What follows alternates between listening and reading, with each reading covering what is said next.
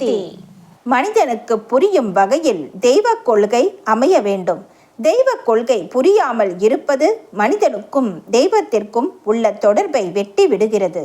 இன்று தெளிவான ஆன்மீக பாதையை அருள் திரு அடிகளார் உலக மக்களுக்கு காட்டியிருக்கிறார்கள். ஒவ்வொரு மனிதனும் குற்றங்களுக்கு சக்கரவர்த்தியாக இருக்கின்றான். நாம் செய்யும் பல காரியங்களில் நன்மை என்று சொல்லும்படியாக எதுவும் இல்லை. கோடான கோடி ஜென்மங்களை எடுத்து புண்ணிய பாவங்களை சம்பாதித்து வாழ்நாளின் நோக்கத்தை தெரிந்து கொள்ளாமல் உலக வாழ்க்கையில் கிடைத்தவைகளை அனுபவித்து சுகம் காண வேண்டும் என்ற நோக்கத்தோடு மனிதன் வாழ்கிறான். இருப்பினும் அன்னை ஆதிபராசக்தியின் அருளால் ஒரு தெளிவான ஆன்மீக சிந்தனையை அவள் காட்டியுள்ளாள். என் படத்தை தெய்வமாக வழிபடு, ஆனால் தெய்வத்தை வெறும் படமாக மட்டும் எண்ணாதே. அடிகளாரை அன்னையாகவும் அன்னையை அடிகளாராகவும் வழிபடு. குருவின் திருவடி தாமரைகளில் திடமான பக்தி உடையவனாகி பிறவி தலையிலிருந்து விரைவில் விடுபடுவாயாக. இந்திரியங்களுடன் மனத்தையும் அடக்கி உன்னுடைய இதயத்தில் உறையும் தெய்வத்தை காண்பாய். குரு என்றால் கருவான மூலம் என்ற புதிய பொருளை அன்னை அருளினாள்.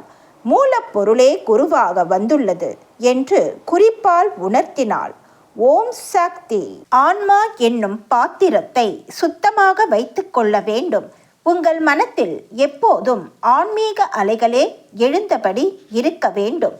வாழ்க்கை வசதி, பந்த பாசம், குழந்தைகள் என்கிற ஆசை அலைகளே தோன்றியபடி இருந்தால் ஆன்ம அலைகள் எடுபடுவது இல்லை. ஊருக்கு ஒரு ஆன்மீகவாதியும் வீட்டிற்கு ஒரு ஆன்மீகவாதியும் உருவானால் மட்டும் போதாது.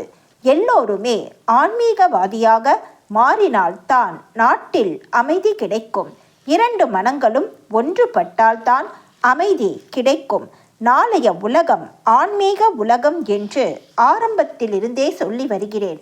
அதற்கு ஏற்ற சூழ்நிலைகளையும் வளர்ச்சி பணிகளையும் நீங்கள் திட்டமிட்டு செய்ய வேண்டும். கலியுகம் என்றால் சனியுகம் என்று பொருள். கலியுகம் காதல் யுகமாக மாறிவிட்டது. கலியுகம் சனியுகமாக மாறிவிடக் கூடாது. சக்தி யுகமாக மாற வேண்டும். அன்னையின் அருள் வாக்கு. Please share and subscribe. Om Sakthi.